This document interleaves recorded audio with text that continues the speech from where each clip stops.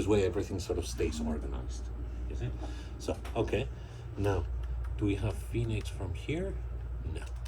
So we just need to run it from here, isn't it? So we run Phoenix. Okay. And let me just move this one here. And yes, we want to overwrite it. Okay, yeah.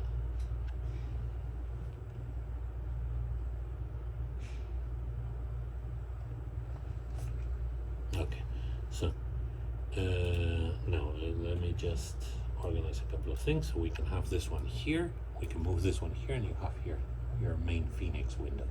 Okay, so now because this one has higher resolution, I would suggest that you refine on this one and that you sort of do stuff on this one. You know, and so CUT and so on, because I think this one, this screen is gonna look nicer. If you can connect to that one, even better. Okay. Hey. So then now we need to prepare a new project, okay? And so we're gonna do Xtel, Sacla 22, not Sacla, Swiss offsite signal, okay? Yeah. And we're gonna start with all dark, isn't it? Okay. So, and we're gonna call it all dark, okay? Now what we're gonna do, okay, is, so we can do it like this, okay? But then, so we say, yeah, choose another project and we start with all dark, okay? And so now here we have everything, okay? So now the other thing that I'm going to do is I'm going to prepare here, add group, okay?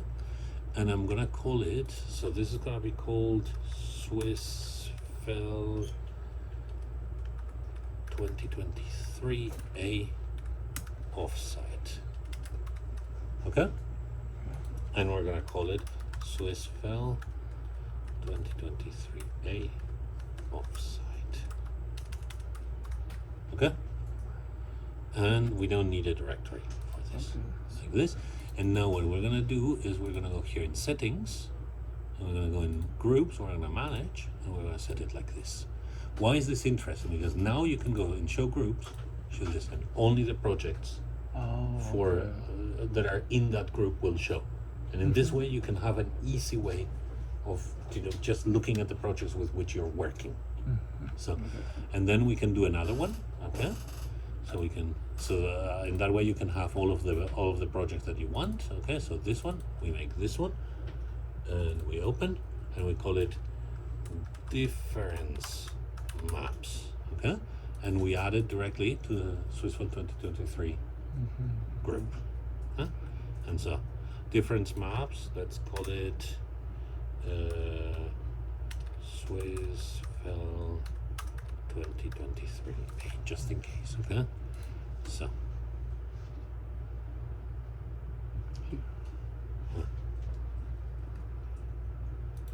we can't have space.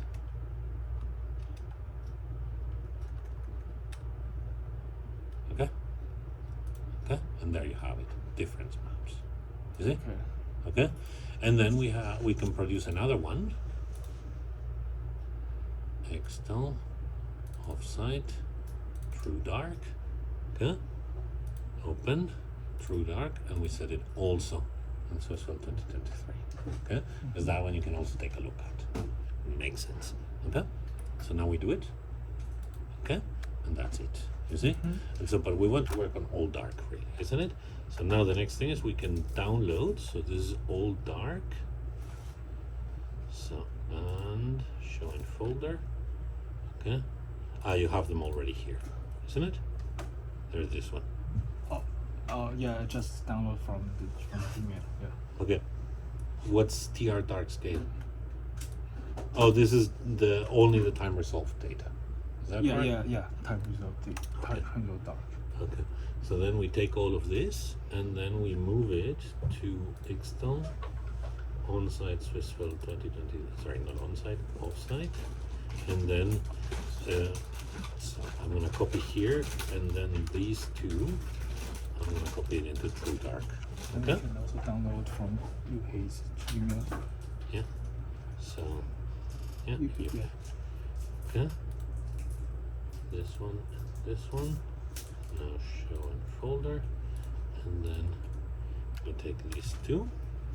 and we move it here offside, and we just copy them outside because this is for all of them. Or maybe even UK data. Okay? Move them in here. Okay, that's it. So now, given all of this, we can go and start to do stuff. Okay? So the first thing is that actually we don't really want to start with Phoenix. We want to start with what's the name of it? We want to start with CCP4. Okay? And now what we're gonna do is add a project. Continue to overwrite log, and now we add a project, and we call it what? What's the name of it? What name are we gonna give it? This is what? Swissfell. Swissfell process. So Swissfell 2023 A offsite. Okay. And for this we take the highest one, okay, because we're not going to be really doing much in it. We're just going to add our freeze and stuff like that. So and CCP4 because you're mostly going to work in Phoenix. Okay, so now the first thing we need to do is we need to go to truncate. Yeah, truncate. But remember, our data, as we get it from Swissfell, okay, it's in intensities. We need to transform it into structure factors. So we need to scale it. We need to do French Wilson scaling. Okay, so to do so, we use this guy, and so we want our intensities without anomalous data. Okay? And so now we take. Sorry, are we in the right place? No. Cancel. We're in MMS Swissfell, so we go Swissfell offsite, and now we run truncate. Okay, and now here we say our intensities without anomalous data. Okay, and so we go in here and we take first the old dark. Okay, we take this one. I would suggest that truncate I would leave because it's a good way of reminding yourself what it is. Okay, and all of this maybe just call it old dark. Underscore truncate underscore. Do you see what I mean? Something like that.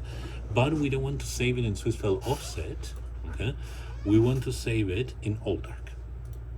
You see? Oh. Do you know what I mean? So and then we need to give it the name again. We give it old dark underscore truncate 1 dot empty set. Okay.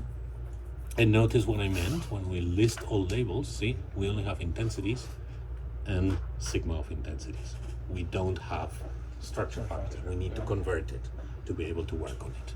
Okay? So the next thing we need to do is ensure unique data and add free R column, copy from another empty set. And what do we copy it from? Well, we copy it from UHACE data and from this guy. And copy our free data from the free label. If you're not sure if this is the label, we can take a look here and see we have free F, SIGF, F, FIC, FCOL, and so on and so forth. Clearly, free corresponds to the R free. Okay, so there we have it, and now we run it. Okay, and maybe let me edit. Where is it? Well, let's wait until it's finished. And now view log graphs. Now where is it? Edit job data. All dark truncate and add R free. Okay, and let us check another thing. Okay, that so. Yeah. Okay. Yeah, that's okay. Okay. So that means that we now have it. Okay. So the next thing now, actually, we can start Phoenix. So we can start to work on Phoenix. So we only need that after truncate empty set. We're done. Empty set. We have the proper empty set now, and so we can start to work on it. Oh. Okay. So the next thing now is that we need to do a refinement. Well, actually, not here. Actually, for this, it's better to do it in CCP4. It's a stupid thing. probably the unit cell is not quite going to be the same. So your first step should be to run a rigid body refinement. You know, remember, what does a rigid body refinement do? It takes the entire thing with all the water molecules, the FAD, everything, okay, and moves it like one unit. You see, it won't move individual atoms, it moves the entire thing like one unit, back and forth, okay? And so the idea is that if the unit cell is slightly different, what's going to happen is that you're going to move it into the right position, the entire thing. You see what I mean? So that's why you always start with one round of rigid body refinement, okay? However, for some stupid reason, Phoenix only does rigid body refinement with the protein part. I mean, you move the protein and the FAD stays where it was before. And all of a sudden, when you finish rigid body refinement, the FAD is in the middle of the protein because the protein moved by 1 angstrom, and now all of a sudden the FAD is, you know, right in the middle of something. You see what I mean? So that's why for the rigid body refinement, it's better to start with thingamagic with CCP4, okay? Because it's gonna give you the proper structure. So now we just take from here, we go up, and we take from all dark truncate, okay? Now as PDB in, we take from UHA data, this guy here, and of course, we don't call it clean dark RefMac 1, we call it all dark RefMac 1, okay? Now refinement parameters, this is not true, it says 76 something, and that is not true. You can set it to 35 angstrom, the lower resolution, okay? And the higher resolution, of course, is not 1.22, it's 1.47. Now, remember that whatever you look via the statistics and so on, Christfell will never cut any data. It will give you all of the data, but it will only also tell you when the data is not significant anymore. So that's why you need to manually edit the resolution limits to make sure that you that it's you know, the proper set of values. Okay, and that's it. So now we can run it. Okay, so we do run now. Okay, and now it should be running. Okay, and now we can see if there is any significant change in the set of values. So that's it. So we can see that actually it looks very, very good. You see? What's this? This is R factor versus resolution. So you can see the RF, in the one in red is the R3. And so you can see that at the highest resolution, the R factor, so at 1.47, the R 1.47 to 1.49, the R factor is about 30%. And it goes, as you can see, as we go to lower resolutions, it becomes better and better. Because of course, lower resolutions means the fitting is easier. Yeah. You see? So, and you can see, however, you can see that indeed there was a significant improvement due to the rigid body. We start with an R3 of 19.9 and we end with one of 18.7. So clearly, UHA's structure was very similar to your structure because 19.9 is very good to start with. But clearly the unit cell was not exactly the same because by rigid body, just by moving the entire PDB file through real space, it managed to get better statistics for your specific unit cell, you see? And so we can take a look at it if we want to, okay? So here it is, that's a bit big. Let's change these preferences, okay? Set defaults, dynamic map sample, okay, and there we have it, okay? And so what do we have here? Look at that, that looks beautiful, okay? That looks really quite good, doesn't it? And so let's see if we have anything else that is interesting. So now we can go here. The first thing to look at is if we have some big blobs of negative or positive density, okay? And so here, for example, clearly due to the higher resolution, we have here what amounts, wait, what is this? Yeah, he's missing an oxygen. Oxygen here? Yeah, this is the alanine. See? Carbonyl, nitrogen. See?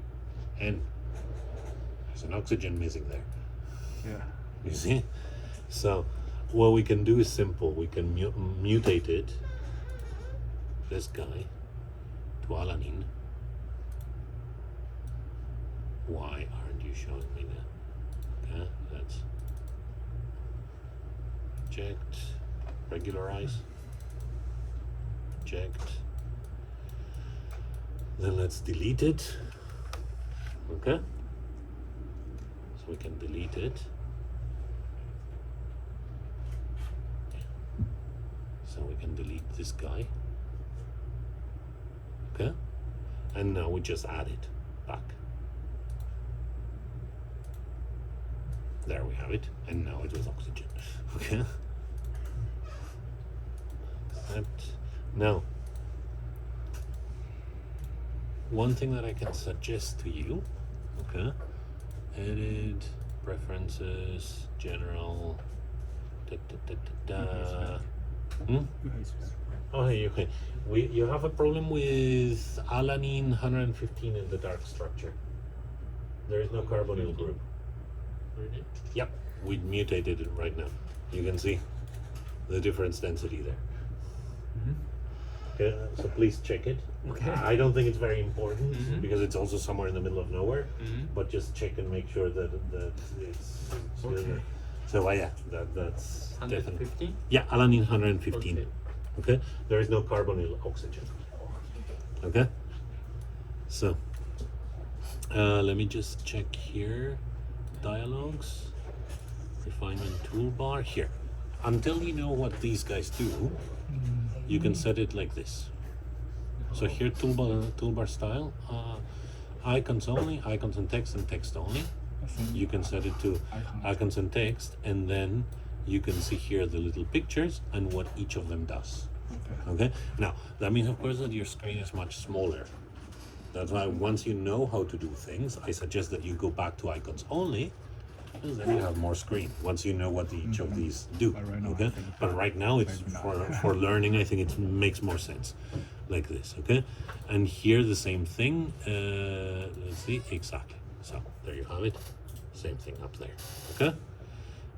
What happens if you go? Okay. Nah, I will do it like that. Okay. That's it. And then we can set it like this. Okay, so that's the first one. Okay, that one, it says it's not there, but we can see that it's possibly there, isn't it? This one, do we have? Yeah, that's an extra water. You see? That's quite clearly an extra water. Obviously, we have about 0.2 angstrom more resolution. So we should see more. Okay, that's so to add an extra water, you press place atom at pointer and you set water. And there you have it. Okay. Just do all of them. This is this lysine. We can see it much better. So we can just do a simple mutate, lysine, and then we select lysine. Okay. And now we need to set it in there. So real space refinement, and then it gives you an idea where it might be. Then you need to pull it a bit into position. Okay. Now remember that your faces become better by making your model better. So which means that just because you don't see the nitrogen now, it doesn't mean that you will not see it after refining with it. So I mean, when you see something like this, I would suggest that you leave the entire thing and then you decide whether you want to remove it or not.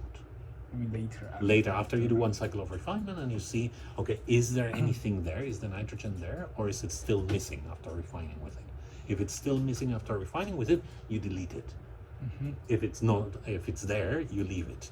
So in general, it's a good idea when you do this kind of thing to check this lysine 28. You write it down somewhere, you see?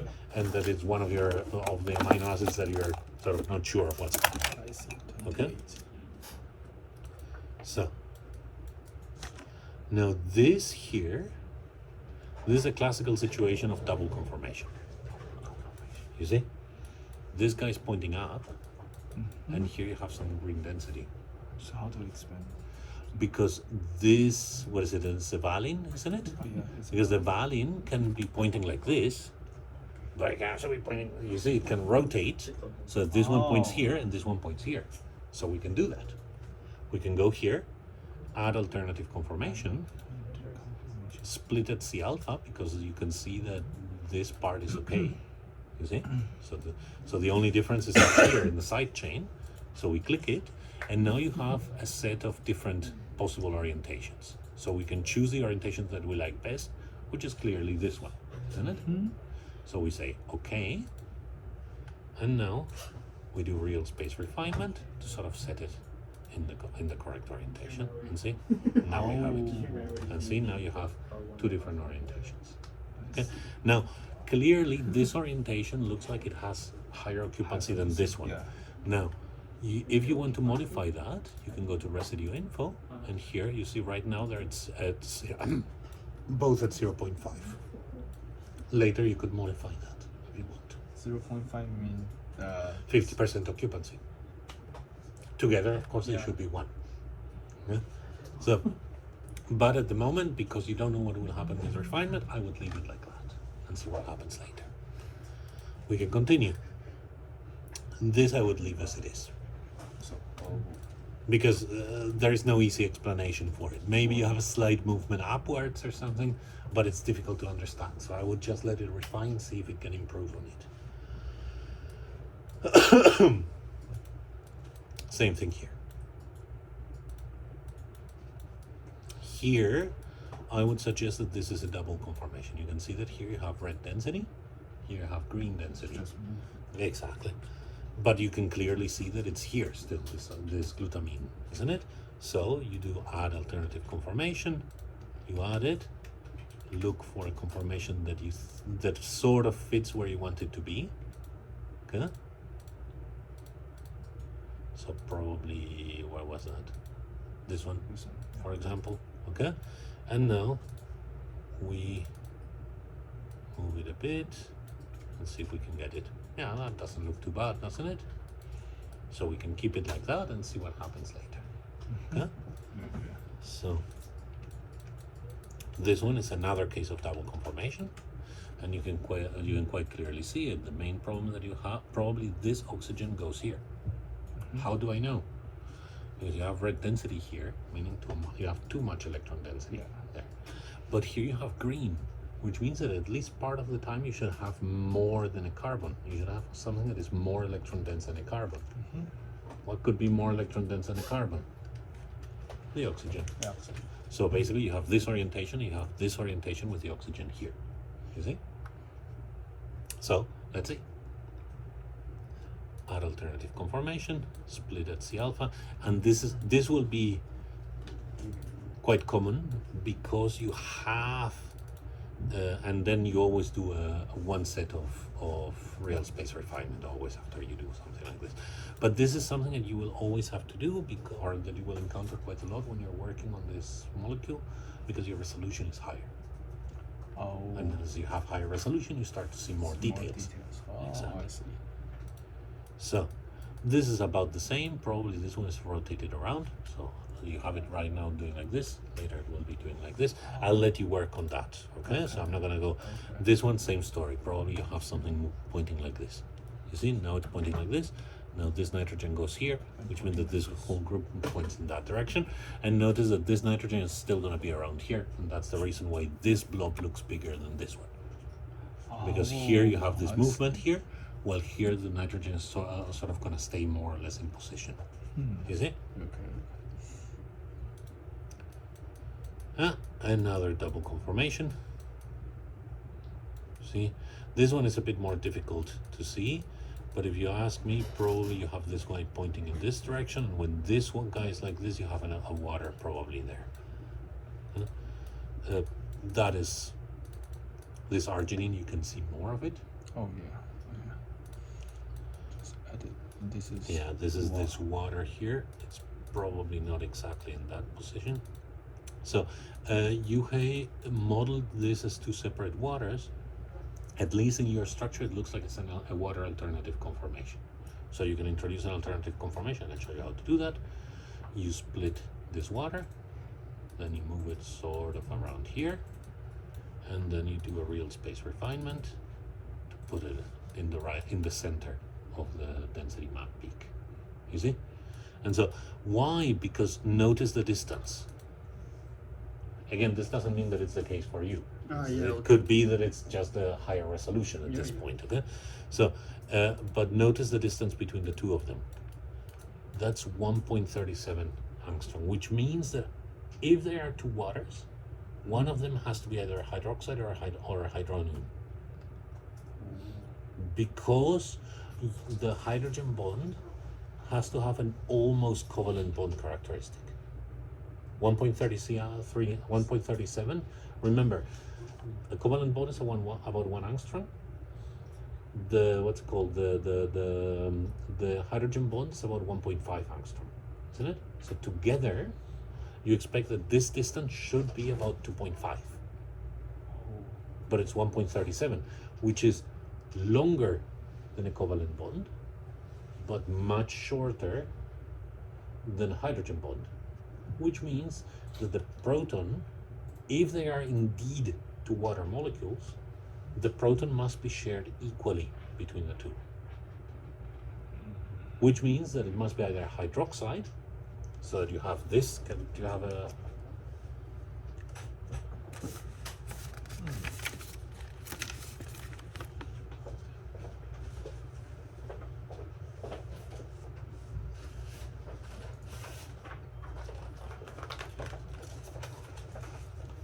so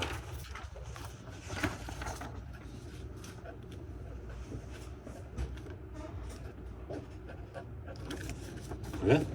So now you have minus 1/2, minus 1/2. And this is, of course, much more stable. So which one is the hydrogen bond and which one is the covalent bond? We don't know. We don't know. Oh. You see? So this is a situation where you have a hydroxide making, so when you have H2O interacting with OH minus.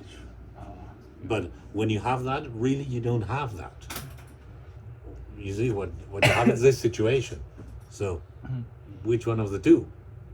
Which one is the H2O and which one is the OH minus? You can't tell. In reality, you would not be able to tell. The other option is, of course, this.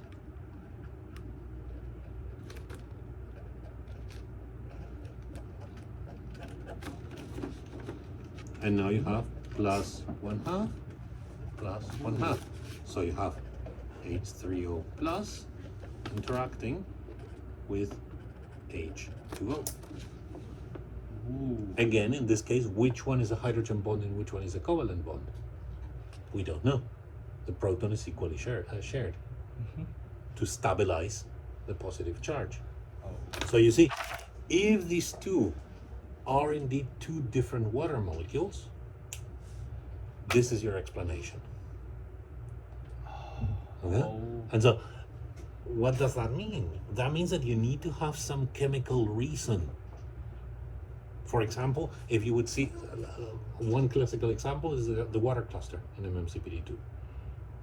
The planar, so the four-member ring that is planar, one of the bonds is 2.4 angstrom, much shorter than you would expect for a hydrogen bond. Yeah? So in there must be some partial deprotonation or partial protonation characteristic. And you could argue that cluster has something strange going on. You see? However, and why can you argue that? Well, you're in the active site. And then active sites, by definition, have to be weird.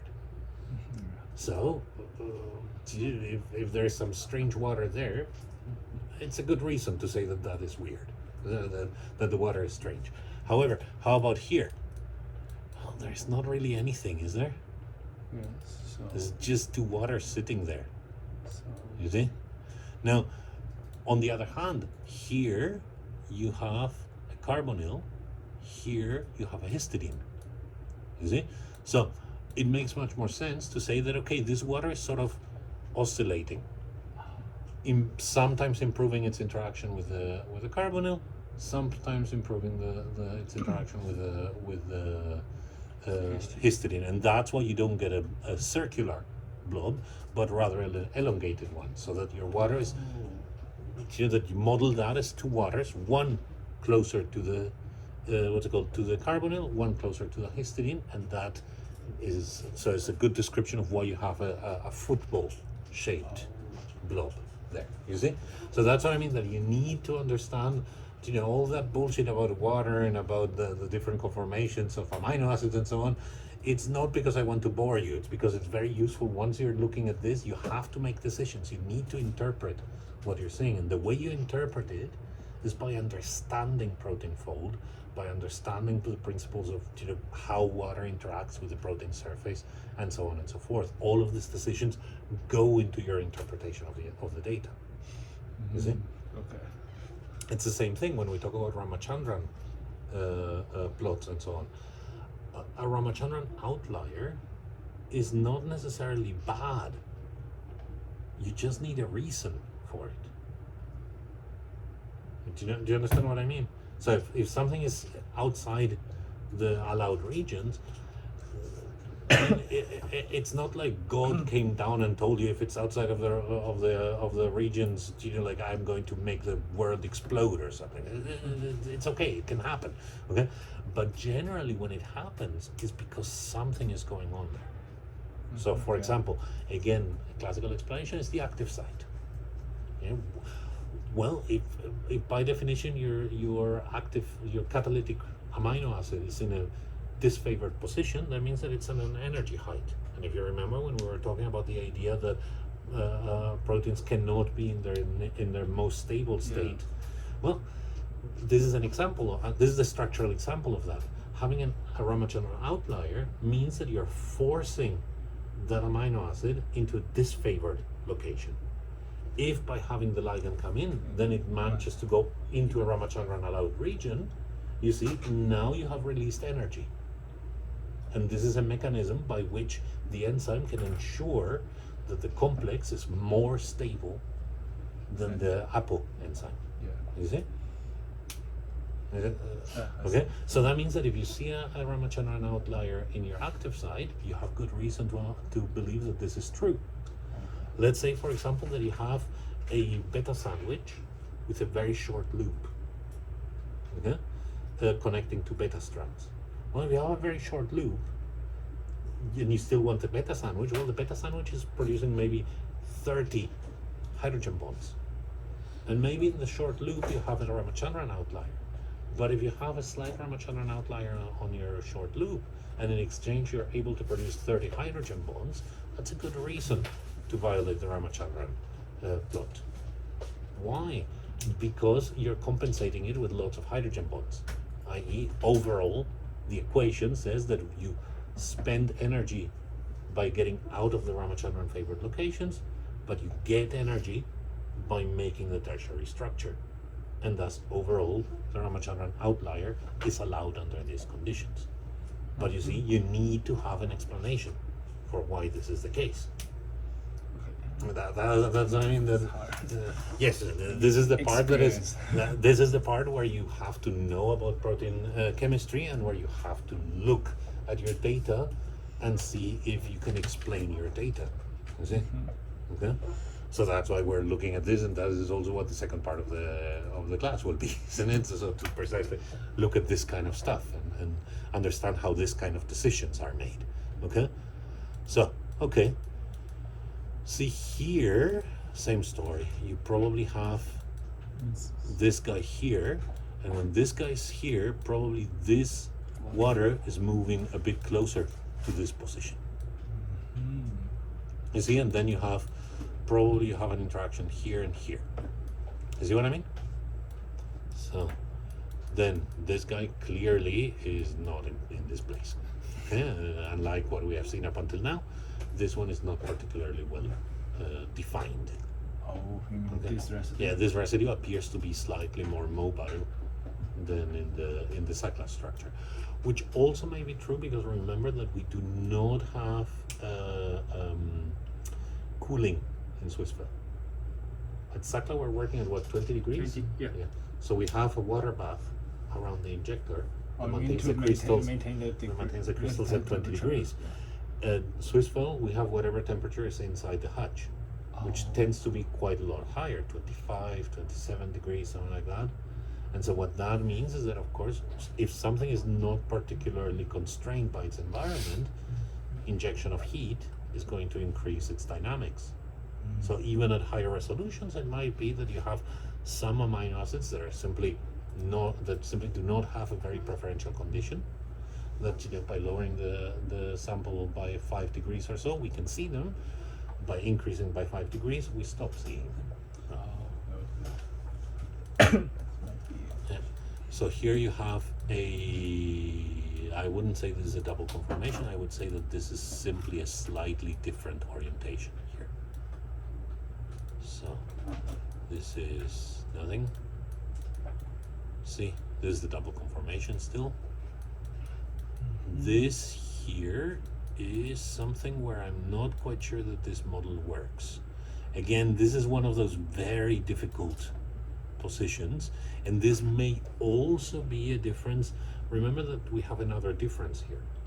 Sacla was collected in Greece, Suiza was collected in hydroxycellulose, which means that for all intents and purposes, the conformational freedom of your structure should be slightly higher than of UK's structure, meaning that you have all the hydrophobic. Basically, you have to have some layers of water that are producing this kind of low mobility between the surface of the grease and the inner surface of your droplet where the crystal is, isn't it?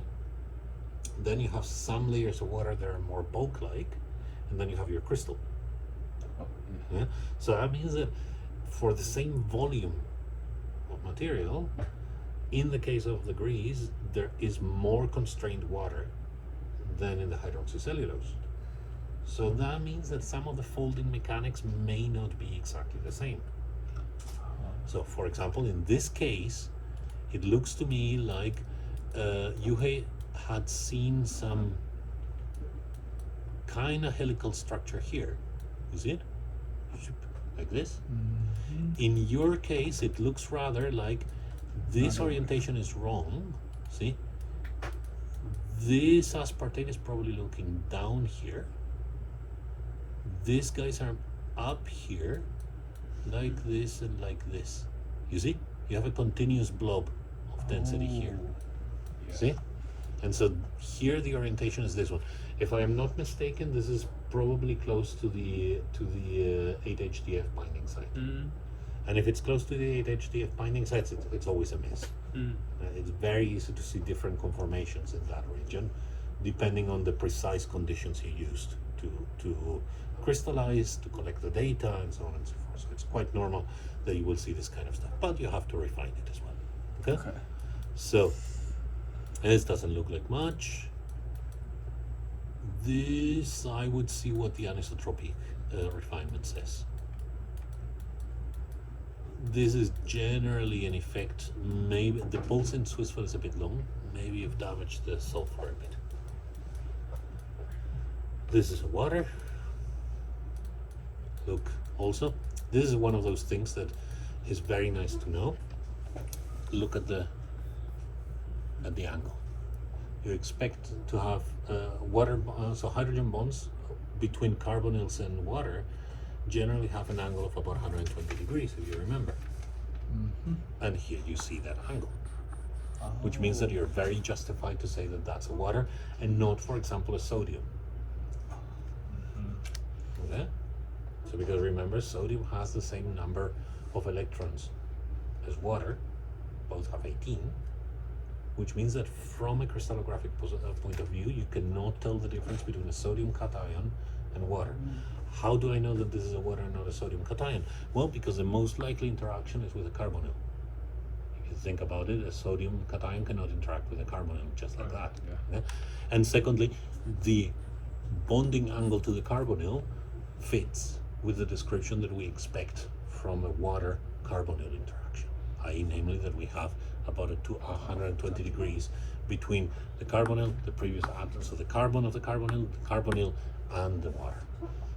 You see? Yeah?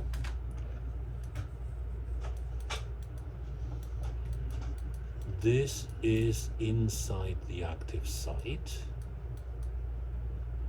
And I would suggest that this is a water. And probably probably it's sort of a very captured water. So you can see that it's mostly interacting with these guys, but it's also interacting with these. Now, let me see if I can see a 5-membered ring going on here. Well, you could with this guy. See, water, I don't know why it doesn't make a 6-member ring under these conditions, okay? But water so ice-like structure on proteins tends to be 5-membered. So it's quite common, so you can see it here. 5 water. See, 1, 2, 3, 4, and the FAD. Oh. See? 1, 2, 3, 4, 5. And you have this kind of pentameric structure there. And that is very, very common. Very, very common. So if you can see that kind of thing, so for example, here actually you can see it as well with the extra waters. 1, 2, 3, 4, 5. See? So that means that you're very much justified to say that this is some extra water that you couldn't see before because of the lower resolution, and that now it produces this kind of pentameric structure, which is very classical for water on protein surfaces. So, but again, that I'll let you do, okay? We're just looking. This is again water, and notice that we have the same relationship. See how you have this kind of this is, of course, there you have a piece of the loop that you cannot see because it's flexible, and so you have some residual positive density, indicating that probably you have something there. What is it? Difficult to say. And this could be again an effect of the anisotropy of the B factors. This you could have a double water here and here, but I suspect that under these conditions you had probably tried it and it doesn't work. So probably because they're super close, so probably there's no difference in modeling it. So I would leave it like this for the moment. Okay, that we already saw. It's the double conformation there, and so there's too much for me to look at it now. But you can see you can go through 300 and something. Okay, so but first of all, let's go save the coordinates. Okay, and we can save it on offsite Swissfeld 2023. Okay, we have saved them. Now we go on Phoenix. Okay, so and we go in Phoenix. Okay, but you can see that there is, even for a structure that is very good already, like UHAs, there's lots of stuff to do here. Okay? Simply because of the increase of resolution. So now we go to Phoenix Refine. Okay, I don't know why sometimes Linux doesn't show it to you. So you see, I click here, and then all of a sudden, oh, your window is ready. So you click there, and then hey, here's my window. Okay, we're gonna call it. So are we in all dark? Yeah, all dark based on UHA first refinement. Okay, and so now we take, as Empty said, all dark truncate 1. As PDB, we take all dark refmac CUT -1. Okay, we set here 1.47, and see it gives us a maximum. Here it really reads the right maximum resolution, which is 30.58. Okay, now we can tell it the wavelength, because this was collected at 12.4 kV to what's it called, to angstrom, but we don't really need it. Okay,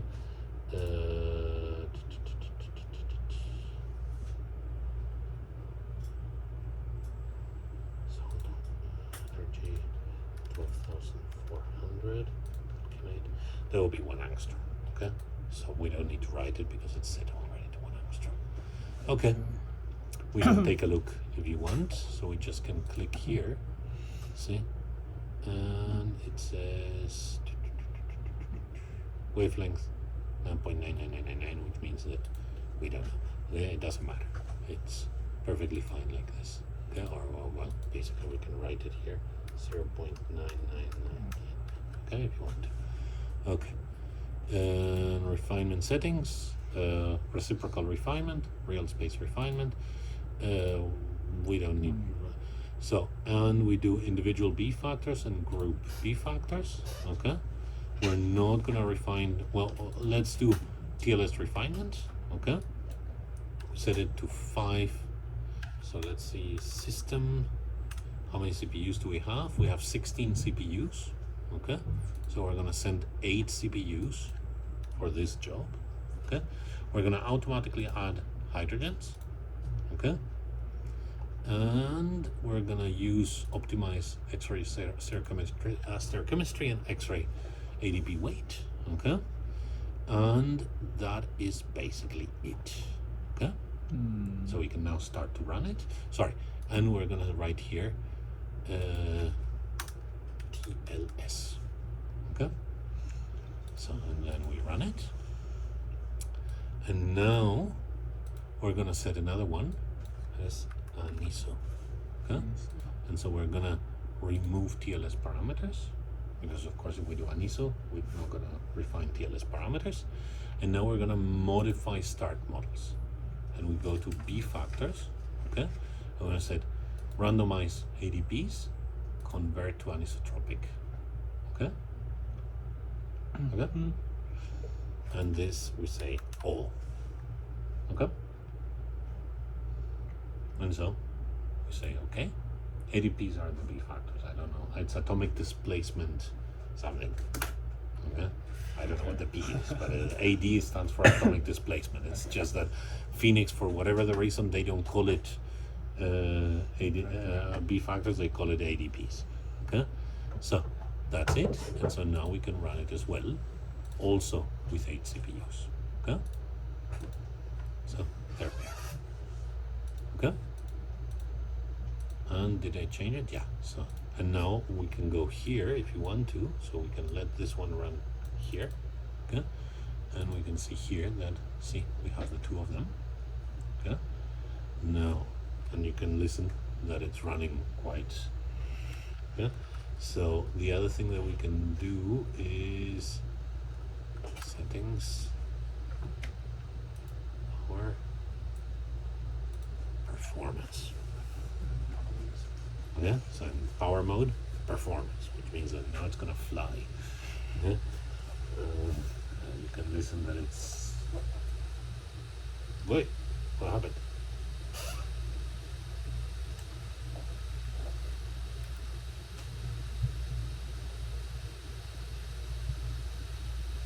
Maybe we made it do too much. No, it's here. Okay. And okay, so it was here. But is it? Is it working? Yeah, I think the problem is that we've made it work with 8 CPUs on one and 8 CPUs on the other, and now there is no CPU for itself. Okay, but you can see that it's running. Okay, and so now it's in cycle 0. Okay, so cycle 0 is before it does solvent flattening. Okay, so that means that it will need a bit of time until it's flattened. So solvent flattening is the following idea. Normally, you know, we have these regions that look like vacuum on our structures, don't we? So today you have your protein, and then you have the water, and then it's like there is vacuum there. Now, this vacuum is not really vacuum. This water, and this vacuum is filled with water, just with disordered water. Now, however, this disordered water is producing hydrogen bonds and so on that have a defined length. Which means that as long as you have a defined length hydrogen bond or a defined length interaction, you are going to get a lattice plane, isn't it? However, it's the equivalent of having your molecule, the crystal, moving in the picosecond scale. You see what I mean? So that means that the result is similar to powder diffraction. You know powder diffraction? Powder diffraction is when you take crystals, so we can take a look here. This one is, so let me show you.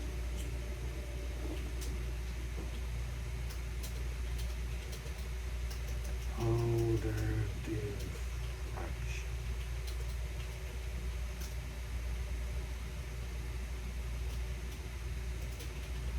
So, this is how powder diffraction images look. Yeah, normally they don't show the diffraction, they just show this. But a powder diffraction image, forget about the green stuff. The red stuff, that's the signal from the powder diffraction. Okay? So, why is that? Because basically you have crystals, but the crystals are in random orientations. What does that mean? That if an infinite number of crystals with an infinite number of orientations, and you would normally get a single spot here, what do you get? You get a circle. The crystal orients in a different position, the spot is going to orient in a different place of the same radius because it has the same HK and L. So the distance from the center is always going to be the same, isn't it? But the change in orientation of the crystal means that you're going to see it at the same distance from the center, but in a different position in the detector. Now, that implies that you have lots of crystals that look the same, isn't it? Now, what happens if instead of that you have lots of molecules that can do the same thing? Well, then you have even more diffuse, the powder-like diffraction, which means that we have this background noise everywhere in protein crystals. It corresponds to the diffraction, the very diffuse diffraction produced by the solvent. And so that has to be taken into account. And to do so, there are several models that you have to use.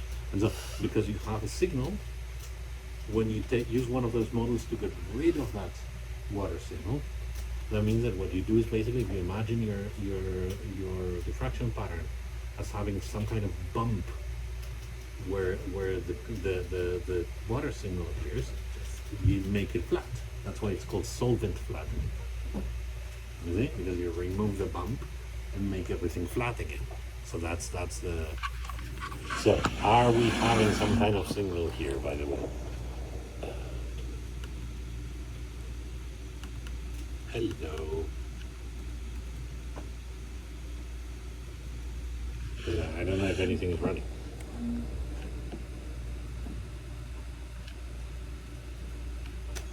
But now we will restart the computer and run them with 7 CPUs each.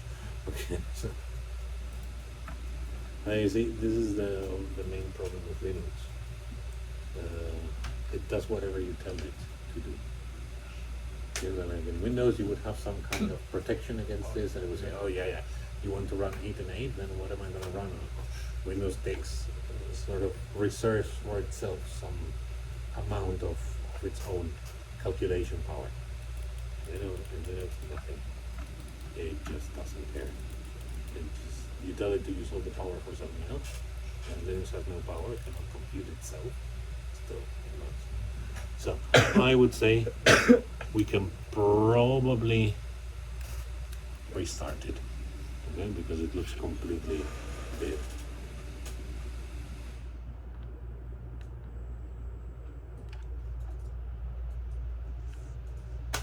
Okay, we just let it run again with 7 and 7 CPUs, and then hopefully that will Add 2 CPU.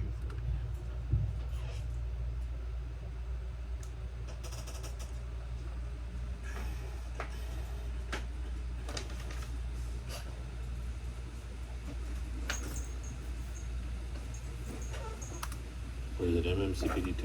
Yep. 2023. Okay, this is a high forgot.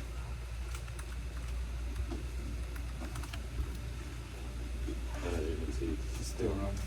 well, I mean, it's in performance mode. That's why performance mode means that it's trying to cool the CPU as much as it can. So we can see if everything is working by having this one open here. Okay. And update later, and then we can go Phoenix. Okay.